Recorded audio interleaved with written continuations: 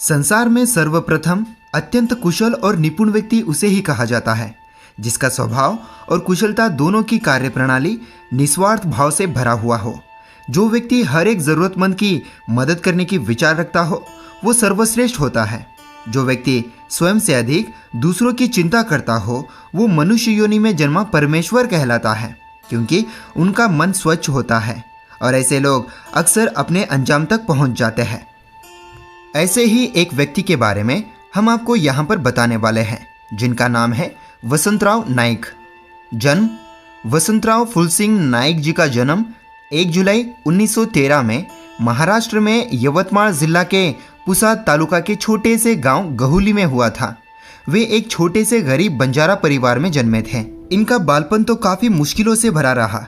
बचपन में उन्हें शिक्षण ग्रहण करने के लिए काफ़ी दूर पैदल जाना पड़ता था। राठौड़ परिवार में जन्मे वसंतराव नाईक जी ने महाराष्ट्र के लिए अपना भरपूर योगदान दिया है।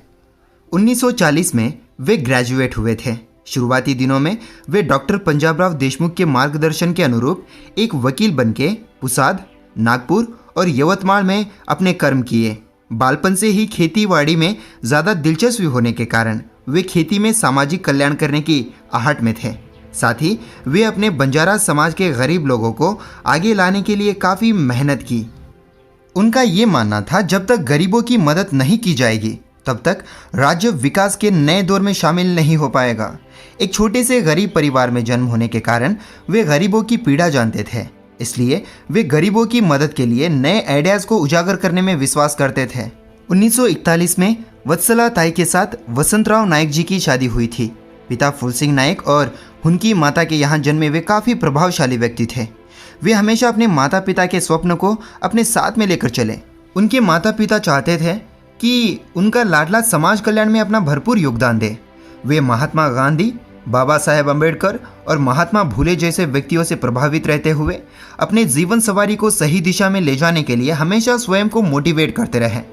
पंडित जवाहरलाल नेहरू और लाल बहादुर शास्त्री जैसे महान नायकों से प्रभावित रहते हुए उन्होंने अपने कदम को राजनीति की ओर बढ़ा दिया। प्रारंभिक समय में वे अपनी राजनीति की शुरुआत पुसाद तालुका से ही करते हैं, जो कि महाराष्ट्र के यवतमाळ जिला में आता है। 1946 में वे पुसाद तालुका से राजनीति में अपनी पहली जीत हासिल की और नगर अध्यक्ष बने। वे अपने कुशलता और सही कर्मों के कारण लगातार राजनीति में सफल होते गए। 1952 में तत्कालीन मध्य प्रदेश विधानसभा में पुसाद मतदान क्षेत्र से सबसे ज़्यादा वोटिंग से आगे निकल कर आते हैं और मध्य प्रदेश लेजिस्लेटिव असेंबली के मेंबर बनते हैं। वसंतराव नाईक जी एक ऐसे राजनेता बनकर आए थे जिनके काम करने के तरीके सबसे अनोखे थे। लोग उनके कामों से काफ़ी प्रसन्न थे। 1 नवंबर 1956 में जब यशवंतराव चौहान जी द्विभाषिक मुंबई राज्य के मुख्यमंत्री पद पर आए तब उस समय में वसंतराव नाईक जी सहकार मंत्री बने थे। वैसे ही आगे चलकर 1957 में उनके पसंदीदा कृषि क्षेत्र में उन्हें मंत्री पद मिला। और आप सब जानते हैं यदि किसी व्यक्ति को उसके पसंदीदा काम मिल जाए तो वो भरपूर मन लगाकर काम करता है। यहाँ पर भी कुछ वसंतराव नाईक जी ने ऐसा ही किया था। उन्होंने कृषि क्षेत्र में भरपूर काम किए जो आगे चलकर पूरे राज्य के लिए फलदायी साबित होने वाला था। 1 मई 1960 में महाराष्ट्र राज्य का संपूर्ण निर्माण होने के बाद नवंबर 1963 में महाराष्ट्र के मुख्यमंत्री मारोतराव कन्नमवार जी के अकालीन निधन होने के कारण मुख्यमंत्री पद का शपथ वसंतराव नाईक जी लेते हैं।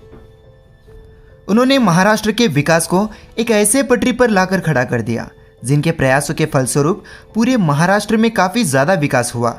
वे सबको साथ में लेकर चलने वाले इंसान थे कि विरोधी पक्ष के लोग भी इनके काम के बीच रोड़ा नहीं डालते थे। इसी बात से अंदाज़ा लगाया जा सकता है कि वसंतराव नाईक जी सबके प्रिय नेता थे। उन्होंने अपने कार्यप्रणाली में जायकवाड़ी, उजनी जैसे कई डैम्स बनवाए। साथ ही कोराडी, पारस, खापरखेड़ा जैसे अनेकों जगहों पर विद्युत उगम करने के काम करवाए। उन्होंने इन कामों को महत्व सबसे पहले इसलिए दिया ताकि पूरे महाराष्ट्र में किसानों को कृषि करने में ना तो पानी और ना ही विद्युत की कमी हो। यही कारण है कि पूरे महाराष्ट्र के लोग इन्हें सर्वश्रेष्ठ नेता मानने लगे थे। लगातार 11 साल तक वे महाराष्ट्र के मुख्यमंत्री पद पर आसीन रहे। कोई भूखे न रहे, इसलिए कृषि पर जोर दिया। उद्योग सबको मिले, इसलिए इंडस्ट्रियलाइजेशन के विकास पर ध्यान दिया। उन्होंने हर वो रास्ते अपनाए जो महाराष्ट्र के विकास के हित में हो। चाहे वो साक्षरता प्रमाण में बढ़ोतरी करने के काम हो या फिर आरक्षण का काम हो, अपघात में पीड़ित लोगों को सहायता धन देने का काम हो या फिर हरित क्रांति योजना हो, हर क्षेत्र में उन्होंने निस्वार्थ भाव से लोगों की भरपूर मदद की। वैसे तो उन्होंने महाराष्ट्र के लिए काफ़ी सारे काम किए थे। हमने यहाँ पर उनके जीवन चरित्र को संक्षिप्त में बताने की प्रयास करी है। उम्मीद करते हैं कि आपको आज का एपिसोड अच्छा ज़रूर लगा होगा। तो फिलहाल दोस्तों आज के लिए इतना ही। अगर आपने हमारे चैनल को अब तक नहीं सब्सक्राइब किया हुआ है तो प्लीज़ जल्दी से सब्सक्राइब करने के साथ साथ बगल वाले नोटिफिकेशन बेल आइकन को भी दबा दीजिएगा, ताकि आने वाले समय में आप हमारे एक भी एपिसोड मिस ना कर सके। और साथ ही वीडियो यदि आपको ज़रा सा भी अच्छा लगा हो तो वीडियो को लाइक भी कर दीजिएगा और अपने दोस्तों के साथ शेयर भी कर दीजिएगा। मिलेंगे फिर से एक और नए एपिसोड में, तब तक के लिए नमस्कार और आप सबको जय सेवालाल।